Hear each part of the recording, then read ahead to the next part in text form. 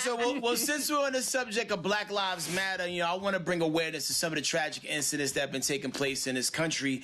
There's a lot of reports of African-American men being found hanging from trees. I mean, strange fruit. Same thing Nina Simone was singing about years ago. Now, just in the last month, there have been 4 people in different states, such as California, New York, and Texas. And just recently, another hanging death occurred to 20-year-old Emmanuel Amani Kildare. He was found at Morris County Park in New Jersey. Now, authorities have been saying that all these hangings have been a result of suicides. There were no signs of foul play, but many of the victims and families of the people in the black community believe it has something to do with the current racial climate that we're living in. If you look at statistically, black people don't really commit suicide at that high of a level. Hello?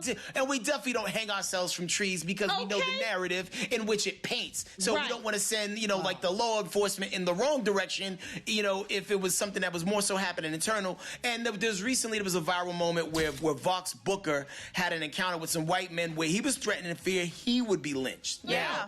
Now, the stats don't match up. I mean, what do you think about these cases? Y'all feel like they should be looked at a lot more closely, right? Absolutely. Yeah. Talking to the families of the people, and there's no history of any sort of depression. Not that you would always know as a family member, but I think most times you do know, and they're like, no, there was no depression. There was no reason for this person to hang themselves, especially in this way.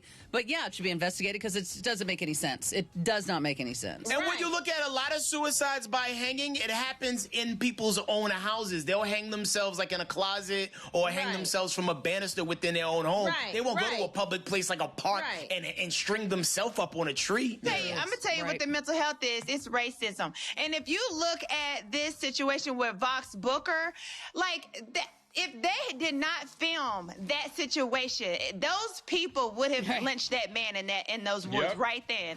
You can tell that when they turned around and saw the camera is when they decided to go ahead and let him go. For real. If that camera wasn't there, that man would have been lynched.